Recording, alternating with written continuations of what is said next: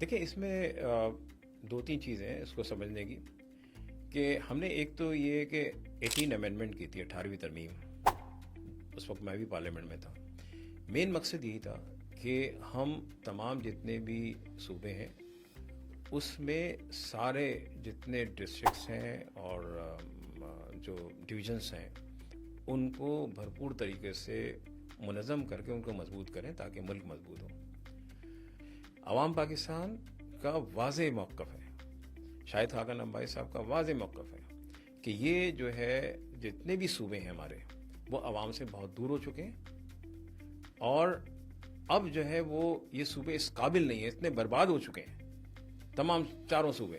تو آپ اس کو ڈیزالو کریں صوبوں کو اور اس کے بعد نئے سرے سے صوبے بنائیں یا ایڈمنسٹریٹو یونٹ بنائیں. اور جو بات ہوتی ہے ہمارے سندھی بھائیوں کی طرف سے, بھائی سندھ اگر دھرتی ماں ہے تو پاکستان بھی دھرتی ماں ہی ہے نا. کیا پنجاب دھرتی ماں نہیں ہے یا بلوچستان دھرتی ماں نہیں ہے اور کیا وہ کے پی کے دھرتی ماں نہیں ہے؟ آپ اس کو کہتے ہیں کہ آپ ہو جائیں اس میں, اس کا مطلب ادھر نہیں ہوں گے. 18ویں ترمیم کے بعد یہ سارے جو معاملات ہوئے ہیں کراچی میں خاص طور پہ میں آپ کو بتاؤں کہ کراچی ایک ڈویژن تھا اور کراچی کو ڈسٹرکٹ میں ڈیوائیڈ کیا گیا. ٹھیک ہے, ہم نے تو کہیں رونا نہیں کہ یہاں پہ تقسیم نہیں ہوگی, بلکہ ہمیں پتا تھا کہ یونٹس کے اندر بن جائیں گے تو اس میں زیادہ اختیارات ایک چھوٹے پاکٹس میں آ جائیں گے اور وہ کام کریں گے بھرپور طریقے.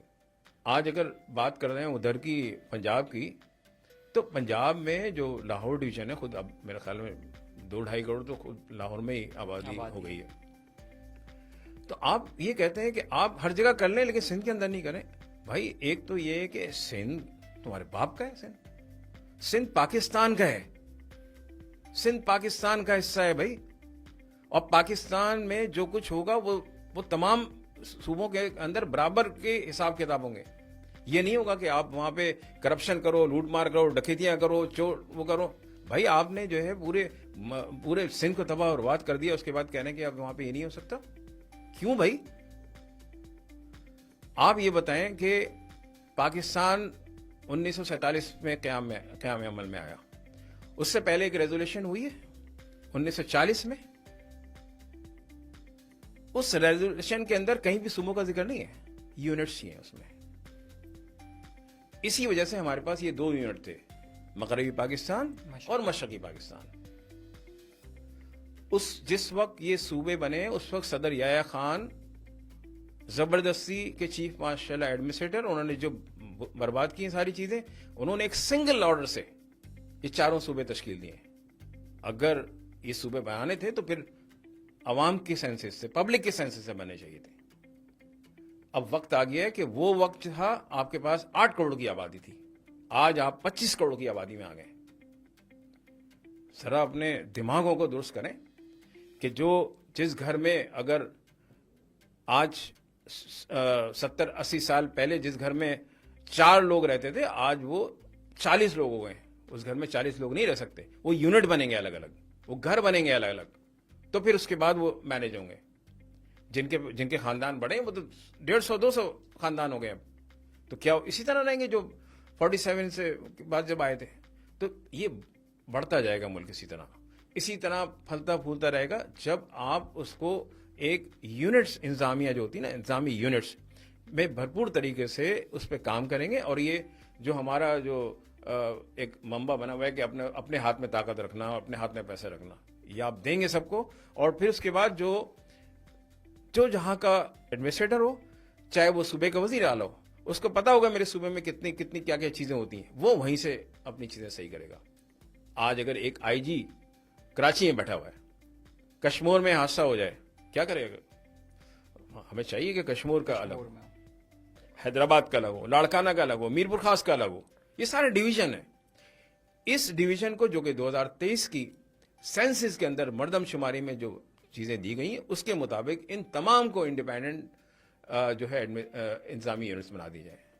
ہم یہ سمجھتے ہیں کہ دیکھیں جتنا آپ کے کنٹرول میں چیزیں اس کو آپ اس طرح کام کریں گے تو یہ ملک انشاءاللہ آگے بڑھے گا بھی, اور اس میں لوگوں کو اس کے وسائل کو جو ہے آپ استعمال کر سکتے ہیں. ادروائز یہ اسی طرح جو ہے خراب ہوتا رہے گا. آج اتنی آبادی, جیسے میں نے کہا کہ اتنی بڑی آبادی کو سنبھالنا کراچی کی آسان نہیں ہے, آپ نہیں کر سکتے. آج جو ہمارے سیوریج کی لائنیں پھٹ جاتی ہیں, اس کی کیا وجہ ہے؟ کبھی سوچا کسی نے کہ آپ اس میں چلے گئے سب ورٹیکل, اس کے اوپر جہاں پہ 4 گھر رہتے تھے, 4 گھر ہوتے تھے, وہ 4 گھر جو ہے اگر بہت زیادہ ہو تو ہارڈلی جو ہے اگر 4 کا بھی وہ کر لیں تو کم از کم 12 یا 15 لوگ تھے, یا چلو 40 لوگ بھی تھے. آج اس جگہ پہ اس میں آ گئے ورٹیکل میں تو آپ کو 400 لوگ ہو گئے, اور آپ کے پاس سیوریج کی لائن جو ہے وہی ہے, وہی ہے, کیپیسٹی اتنی ہے. کیپیسٹی. تو آپ کو پورا سسٹم چینج کرنا ہوتا ہے. آپ کی پلاننگ میں کب سے ہوتا ہے کہ آپ اگلے 5 سال میں, اگلے 10 سال میں یہ کرنے والے ہیں. آج الیکٹریسٹی کی کمی ہوتی ہے, آپ کو کیوں کمی ہوتی ہے, کیوں لوڈ شیڈنگ ہو رہی ہے؟ چوری کا تو اپنا ایک الگ بات ہے, لیکن آپ کو کمی اس لیے ہو رہی ہے کہ آپ کی کنزمپشن بڑھ رہی ہے. آپ کو اسی حساب سے پیداوار کرنی ہے. آپ کے گھر میں اگر فرد بڑھ جائے, مہمان آ جائے, تو آپ الگ سے کھانا ان کے لیے بناتے نہیں بناتے. تو یہ ساری چیزیں ہیں کہ ہمیں جو ہے یہ سوچنا ہوگا کہ ہم پاکستان کو کہاں لینا چاہ رہے ہیں.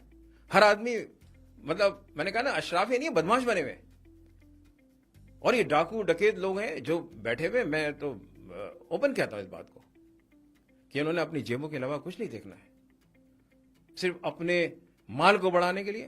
ان تمام, اگر سنسیئرٹی کے ساتھ بات کی جائے تو آج یہ تمام جتنے بھی حکومت میں بیٹھے ہوئے, چاہے وہ پیپلز پارٹی ہے, چاہے پاکستان مسلم لیگ نواز ہے, تحریک انصاف بیٹھی ہوئی ہے اپوزیشن کے اندر, اور لوگ بھی ہیں, یہ سارے مل کے اگر فیصلہ کریں تو سارا پیسہ آ جائے تو اب IMF سے جان چھوٹ جائے گی آپ کی.